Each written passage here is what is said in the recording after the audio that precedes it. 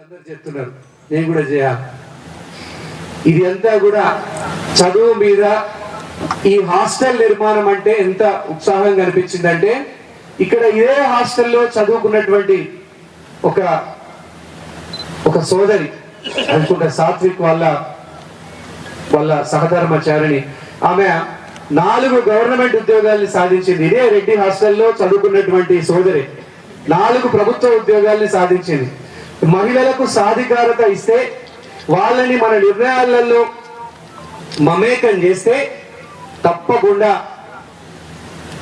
వాళ్ళు మరింత ఉన్నతిని సాధిస్తారు. ఇక్కడికి వచ్చి నేను కూడా అందరిలాగానే ఆత్మస్థుతి పరనింద చేసిపోవచ్చు, కానీ మన సమాజానికి ఏది కావాలా? ఎందుకంటే ఒక 100 సంవత్సరాల విజన్ తోని పనిచేస్తే మన పేరు చిరస్థాయిగా నిలిచిపోతుంది. పదవులు వస్తాయి పోతాయి, మనుషులం శాశ్వతం కాదు. వచ్చేటప్పుడు ఏం తీసుకురాలే, పోయేటప్పుడు ఏం కట్టుకపోము. ఎంత పెద్ద వ్యక్తి అయినా కూడా ఏమి కట్టుకపోము. ఉన్నంతలో చక్కగా జీవించి నలుగురికి సహాయపడగలిగితే ఈ జీవితానికి మన జన్మ ధన్యమైనట్టే. అట్లనే మీరందరూ కూడా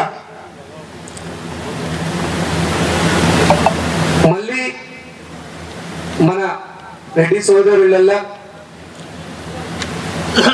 అనేక రకాలైనటువంటి పేదరికం తాడవిస్తున్నది. కొంతమంది కైకిలి పోతున్నారు, భూములు లేవు, ఆటోలు నడుపుకుంటున్నారు. కొంతమంది కర్మాగారాల్లో ఫ్యాక్టరీలలో కార్మికులుగా పనిచేస్తున్నారు.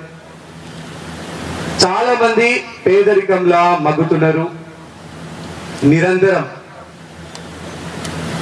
రోజువారీ పొట్ట గడవడం కోసం పొట్టకు బట్టకు మోతాదు లేకుండా ఏదో జీవిస్తున్నారు. అలాంటి వాళ్ళని గుర్తించి వారికి మనదైన సహాయం చేయగలిగితే సంఘం తరపున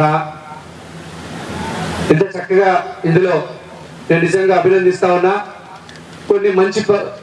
కొన్నిగా చాలా మంచి పనులు మనం బహిరంగంగా చెప్పాల్సి ఉంటది.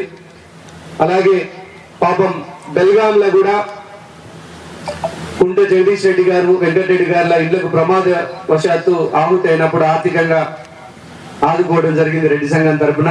అలాగే రమాకాంత్ గారు ఆటో ప్రమాదవశాత్తు కాలిపోయినప్పుడు కూడా ఆదుకోవడం జరిగింది. ఇట్లా అనేక రకాలైనటువంటి సహాయ సహకారాలు చేస్తా ఉన్నారు.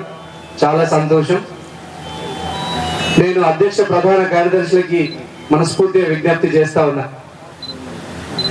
చదువు మాత్రమే మనల్ని మార్చేయగలిగే శక్తి.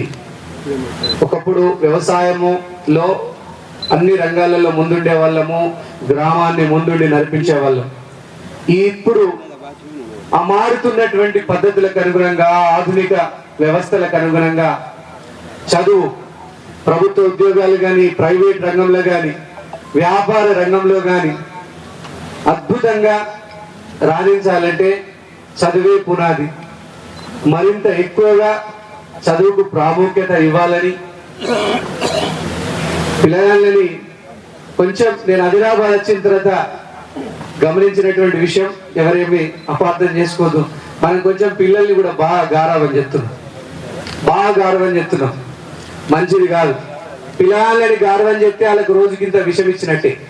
ఎందుకు? అటు చదువుకోడు. మా బాబుకి ఇస్తున్నది, నేను తిన్నా తరగది. చదువు మాత్రమే మనల్ని మార్చగలిగే శక్తి.